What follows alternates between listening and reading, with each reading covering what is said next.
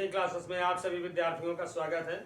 मैं आरपी अवस्थी आप सभी प्रतियोगी छात्र एवं छात्राओं को नमस्कार करता हूं। तो संस्कृत व्याकरण के अंतर्गत हम पढ़ रहे थे संधि प्रकरण, और संधि प्रकरण के अंतर्गत मैं आपको पढ़ा रहा था विसर्ग संधि। तो आगे पढ़ते हैं। आज ऋत्व संधि। तो आइए, संस्कृत व्याकरण हमारा विषय है। संस्कृत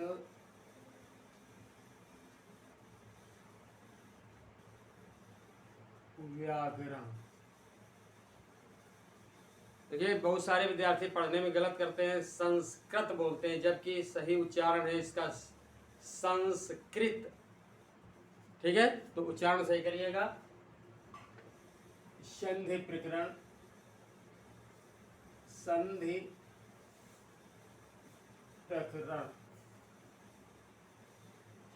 और ब्रैकेट में विसर्ग संधि।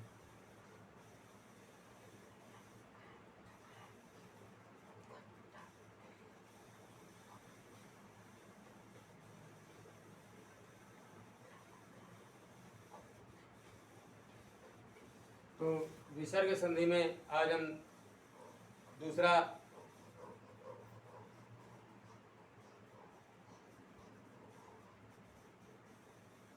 दूसरी संधि पढ़ेंगे, ऋत्व संधि।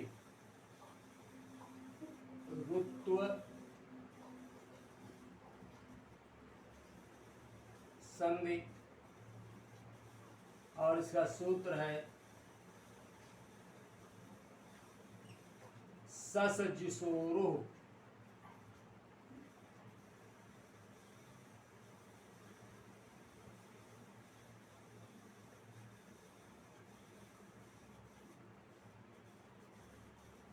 ऋत्व संधि सूत्र है ससजुषोरु।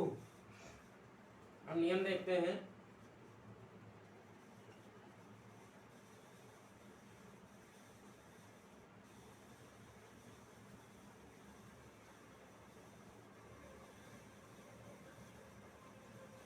नियम क्या है?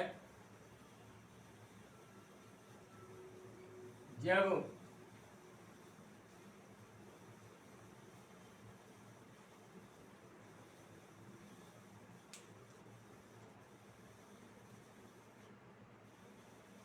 किसी पद के अंत में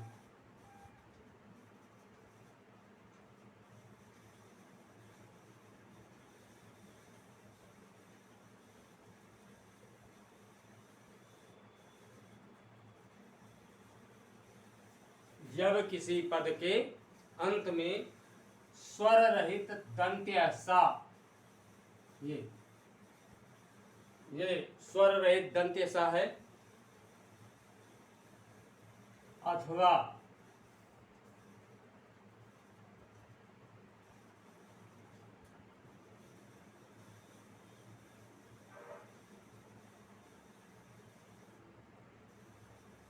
सयुष आया हो,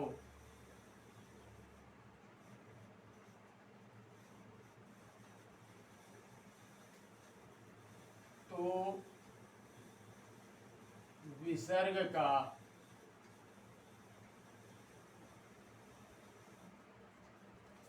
रूप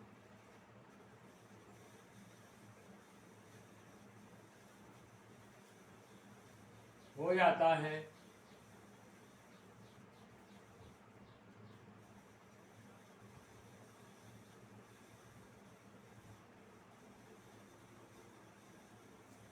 इस रूप का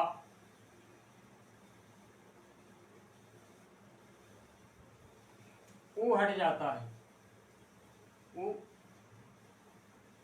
हट जाता है,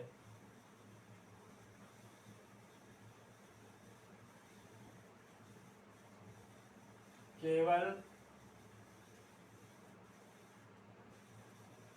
स्वर रहित रा, ये स्वर रहित रा शेष रह जाता है।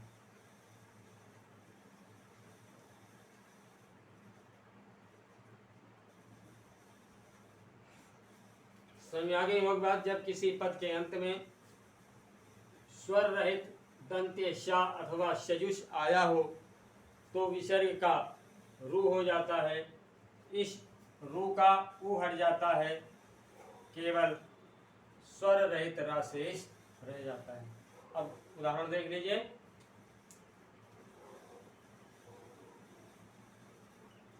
ये पहला नंबर है नियम, यानी पहला नियम है। ठीक है, दो नियम है इस संधि में। उदाहरण देखिए, काविश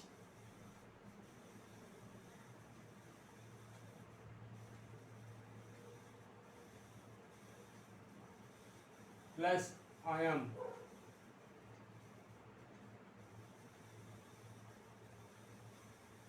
अब ये कविश का हो जाएगा कबीर। क्या हो जाएगा? कबीर प्लस ये अयम है, यानी धन अयम। अब ये बराबर हो जाएगा कबीरयम।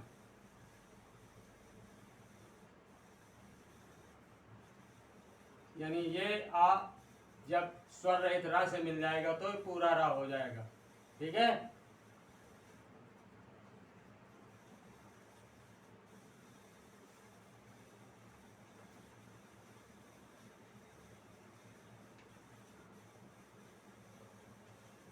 मुनिस नेक्स्ट एग्जाम्पल है।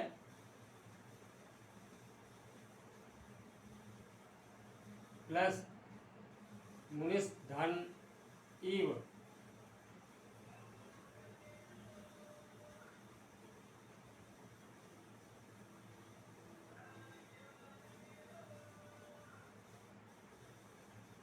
अब ये हो जाएगा मुनिरु।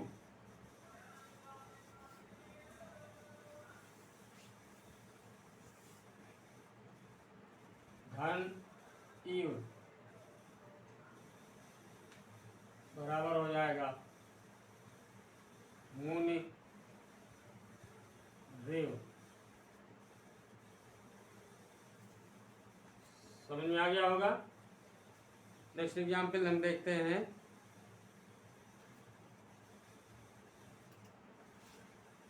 निस प्लस दया, ये हो जाएगा नीरु प्लस दया। अब ये वो हट जाएगा निर्दया। ठीक है, और नेक्स्ट एग्जाम्पल हम देखते हैं। निस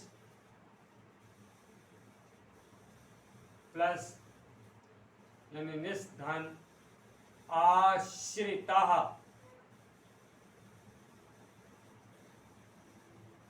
ये निरु हो जाएगा धन आश्रिता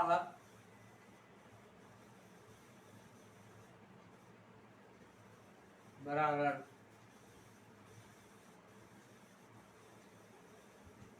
निराश्रिता।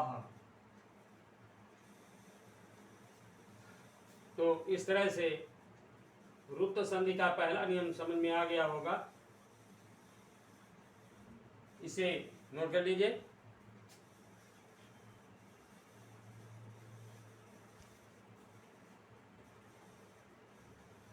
नोट कर लीजिए।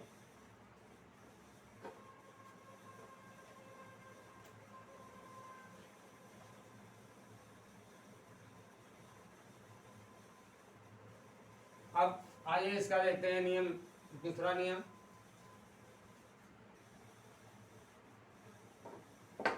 दूसरा नियम यानी नियम नंबर 2। ठीक है, जब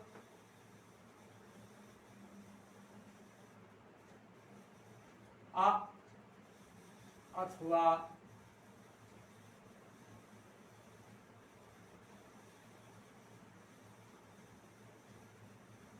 आ के बाद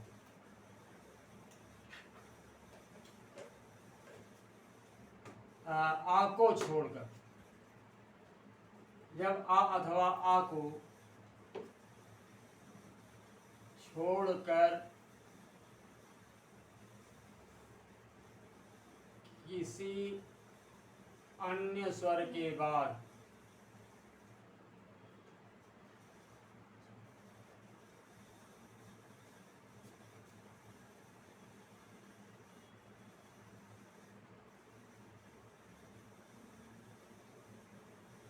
विसर्ग हो,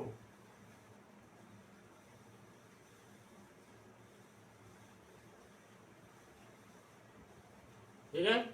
जब आ अथवा आ को छोड़कर किसी अन्य स्वर के बाद विसर्ग हो और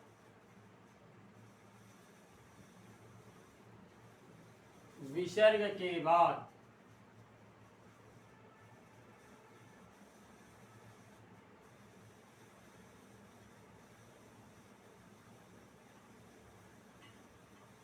विसर्ग के बाद क्या हो, विसर्ग के बाद कोई स्वर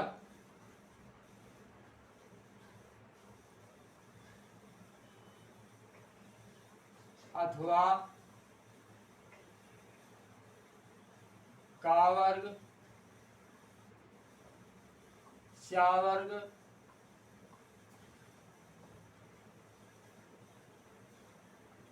टा वर्ग, ता वर्ग या पा वर्ग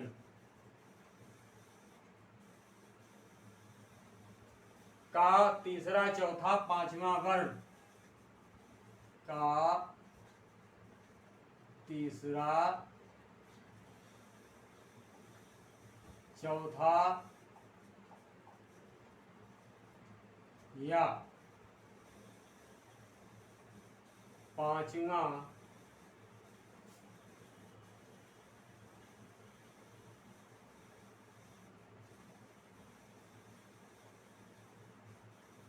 वर्ण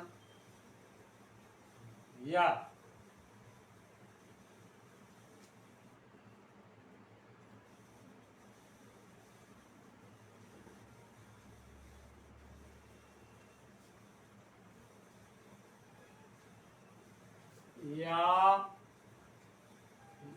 या व रा ला हा में से कोई वर्ण आया हो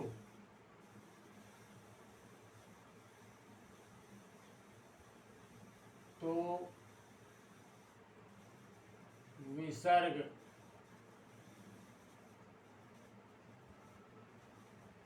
का स्वर रहित रा हो जाता है।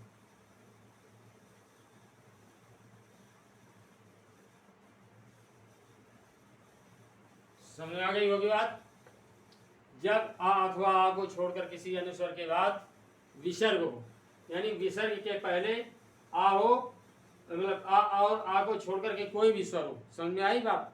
कहाँ विसर्ग के पहले, ध्यान देने की बात है, और विसर्ग के बाद कोई स्वर आए या फिर का चा टा ता पा वर्ग में से किसी वर्ग का तीसरा चौथा या पांचवा वर्ण अथवा यावारा ला हा में से कोई वर्ण आया हो तो विसर्ग का स्वर रहित रा हो जाता है। ठीक है।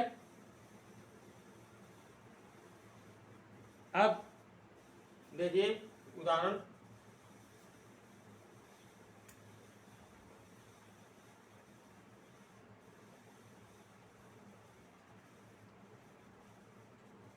पहला उदाहरण देखिए, मुनि ही। अब आप देख रहे हैं विसर्ग के पहले ई स्वर आया है, ई देख रहे हैं ना, प्लस गच्छति।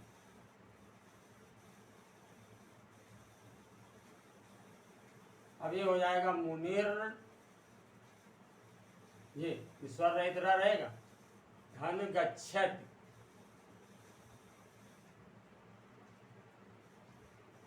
अब ये बराबर क्या हो जाएगा, मुनर गच्छति। मुनिर गच्छति।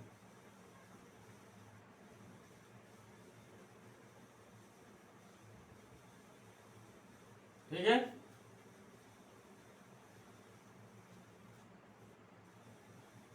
समझ में आया? नेक्स्ट एग्जाम्पल देखिए, हरे है, ए आया, विसर्ग के पहले ए और प्लस जन्म। अब ये बराबर क्या हो जाएगा? हरेर, ये स्वर रहित रहा आया प्लस जन्म, बराबर क्या हो जाएगा? हरेर जन्म। ठीक है, इसी तरह से नेक्स्ट एग्जाम्पल देखते हैं, भानु प्लस उदेति।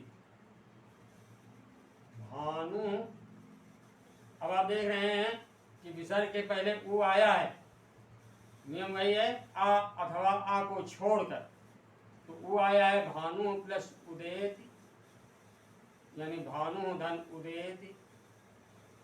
अब यहाँ हो जाएगा भानुर, स्वर रहित रा रहेगा अंत में, धन उदेति। अब ये बराबर हो जाएगा तुम्हारा भानुर देति।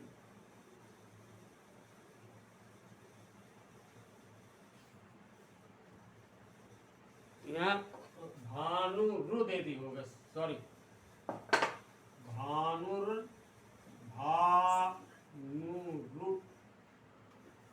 ये होगा, ये।